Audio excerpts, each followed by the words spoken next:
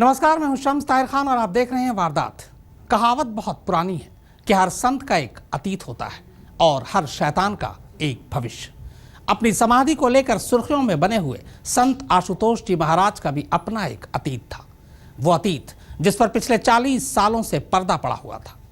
अब जब पर्दा सरक रहा है तो पता चल रहा है कि महाराज ब्रह्मचारी नहीं थे, बल्कि उनका अपना एक भरा पूरा परिवार था। पर महाराज नहीं चाहते थे कि राज उनके जीते जी खुले। याचिका थी एक दिलीप झा नामक व्यक्ति की, जिसने अपने आप को ये साबित करने की कोशिश की कि मैं महाराज जी का बेटा हूँ। हम दोनों में पिता पुत्र का संबंध था और मुझे संस्कार की अनुमति दी जाए। हमारे जितने भी सर्टिफिकेट वगैरह है उसमें सभी में महेश दा नाम लिखा हुआ है। कोर्ट ने इतनी डेट्स होने के बाद, इतनी हियरिंग्स होने के बाद, 5 महीने के बाद वो एक भी सबूत प्रस्तुत नहीं कर पाया। लेकिन हमारे पास से बहुत सारे डॉक्यूमेंट्स है। कोर्ट ने उसकी याचिका को भी अवैध ठहरा दिया और उसका बता दिया उसका कोई लोकस स्टैंड ही नहीं बनता। सीबीआई इंक्वायरी करा लीजिए ना कि आशुतोष महाराज आखिर हैं कहाँ के। तो वही महेश दा जो है अभी आशुतोष महाराज हैं। अभी समाधि के ऊपर कोर्ट में चर्चा ही नहीं हुई है। यदि अंतिम संस्कार करना है उससे पहले डीएनए टेस्ट हो जाए। लीगल फाइट है जो चलेगी और हम उसमें अपनी बात को रखेंगे। वो ऊपर से तो नहीं टपके हैं, कहीं जन्मे हैं, तो किसका बेटा है हमको ये समझा दीजिए। एक आशुतोष महाराज और 1000 बातें। आखिर आशुतोष महाराज का सच क्या है? क्या वो ब्रह्मचारी हैं या फिर शादीशुदा? आखिर उनका अतीत क्या है? वो मूल रूप से कहां के रहने वाले हैं? और आशुतोष महाराज के आशुतोष महाराज बनने की कहानी क्या है?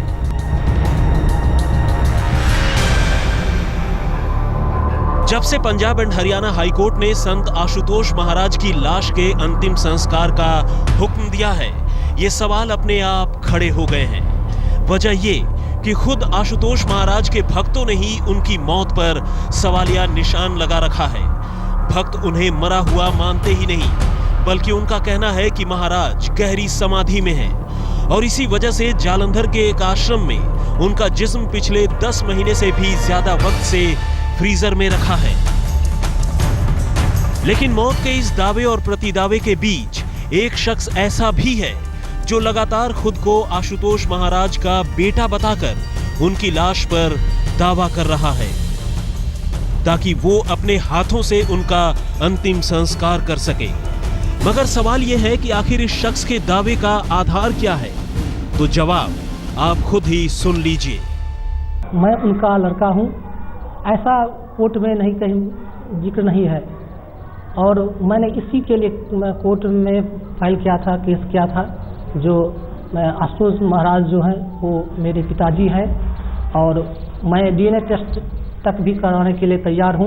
अभी से नहीं, 1 साल से भी, जब से वो हुआ तब से ही तैयार हूँ और बहुत सारे प्रूफ हमने दिया है, कोर्ट में दिया है और मीडिया के सामने भी दिया है, पूरे देश में भी दिया है।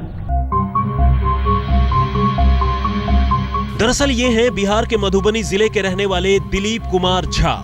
और दिलीप की माने तो उनके पास आशुतोष महाराज के उनके पिता होने के एक नहीं बल्कि 10 सबूत मौजूद हैं। और तो और वो इस सच को सच साबित करने के लिए अपना डीएनए टेस्ट तक करवाने को राजी हैं। दिलीप की माने तो आशुतोष महाराज का असली नाम महेश कुमार झा है और महाराज को वो अकेला नहीं बल्कि उसके घर और गांव के तमाम लोग अच्छी तरह पहचानते हैं। लेकिन मुश्किल ये है कि पंजाब एंड हरियाणा हाईकोर्ट इससे पहले एक बार दिलीप कुमार झा के डीएनए टेस्ट के दावे को ठुकरा चुका है। लेकिन अब वो अपने पिता के अंतिम संस्कार का हक हासिल करने के लिए दोबारा हाईकोर्ट के डबल बेंच या फिर सुप्रीम कोर्ट में जाने की तैयारी कर रहे हैं। हमने अगले बेंच पर या सुप्रीम कोर्ट में फिर याचिका दायर करेंगे। जब तक हम सांस रहेगा तब तक हम लड़ते रहेंगे। दिलीप की माने तो उसके पैदा होने के करीब महीने भर बाद यानी साल 1972 में ही उसके पिता महेश कुमार झा ने अपना घर छोड़ दिया था। इसके बाद वे सालों साल अपने परिवार से कटे हुए रहे।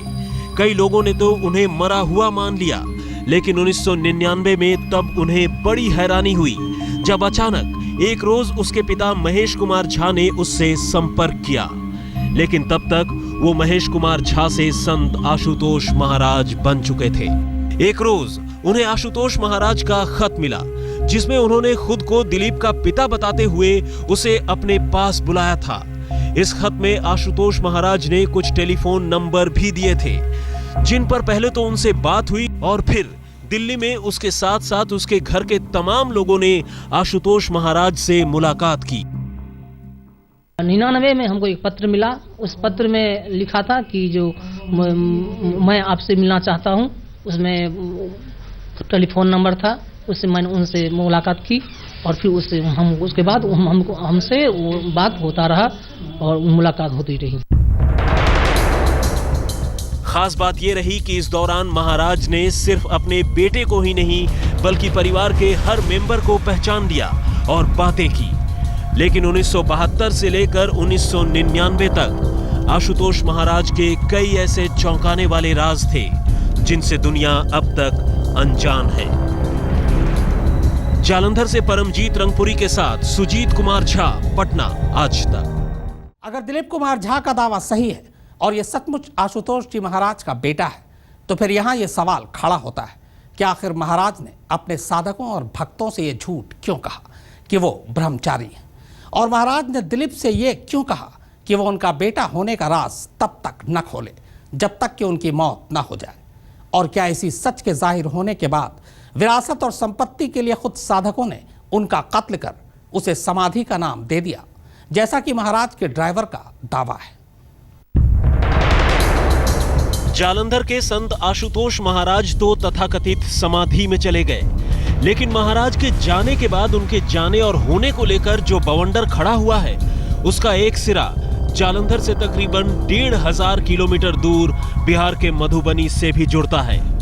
वजह यह है कि मधुबनी का रहने वाला एक शख्स दिलीप कुमार झा न सिर्फ खुद को आशुतोष महाराज का बेटा बताता है, बल्कि ये भी कहता है कि किस तरह उनके पिता संत आशुतोष महाराज बनने से पहले महेश कुमार झा हुआ करते थे।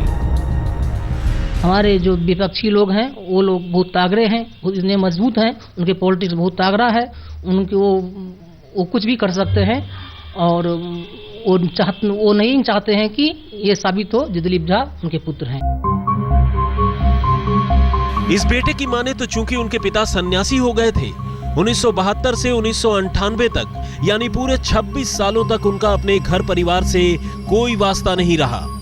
लेकिन फिर 1999 को खुद उसके पिता यानी महेश कुमार झा उर्फ आशुतोष महाराज ने ही अपने परिवार को ढूंढ निकाला और इसके बाद से दिलीप कुमार झा लगातार अपने पिता आशुतोष महाराज के संपर्क में रहे।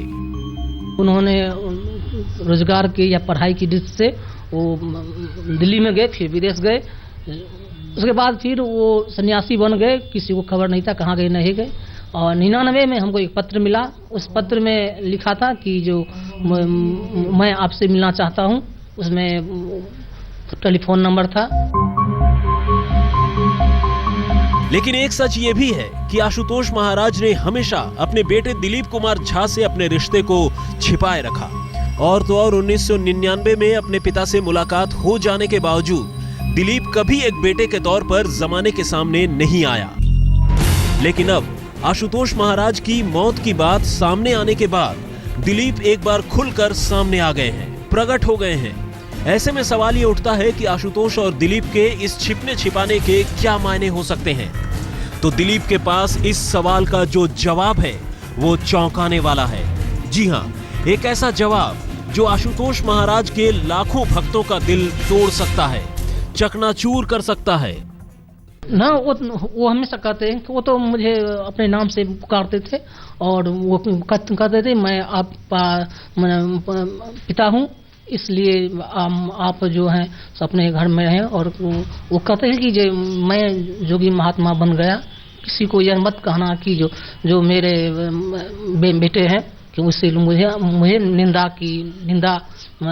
निंदनीय दृष्टि से लोग देखेंगे, क्योंकि मैंने अनेक लोगों को बताया कि मुझे शादी नहीं हुआ है, इसलिए आप ये नहीं मत बोलना। इसलिए मैं जब तक वो जिंदा रहे तब तक मैंने किसी प्रकार की किसी को नहीं कहा। जी हाँ, दिलीप की माने तो उनके पिता आशुतोष महाराज ने कभी अपने शिष्यों को अपने शादीशुदा होने और अपने पीछे भरे पूरे परिवार के होने की बात नहीं बताई थी, बल्कि दुनिया की नजरों में उन्होंने खुद को हमेशा ही ब्रह्मचारी बनाए रखा। और 1999 में अपने बेटे दिलीप को ढूंढ निकालने के बाद खुद महाराज ने ही उससे ये राज की बात कही थी। इस वक्त महाराज ने कहा था कि चूंकि अब तक वो खुद को ब्रह्मचारी बताते रहे हैं, इसलिए वो उनके जीते जी कभी खुद को उनका बेटा न बताए। दिलीप की माने तो उसने अपने पिता यानी आशुतोष महाराज की ये बात रख ली और अब उनके मरने के बाद ही सामने आकर अपने पिता की लाश पर दावा कर रहे हैं। दिलीप याद करते हैं कि 1972 में उनके पिता ने पहले तो कामकाज के इरादे से घर छोड़ा था। पहले वो दिल्ली आए थे और फिर यहां से विदेश चले गए, लेकिन इसके बाद उन्होंने अपने घर से संपर्क तोड़ दिया और बहुत से लोगों ने उन्हें मरा हुआ मान लिया।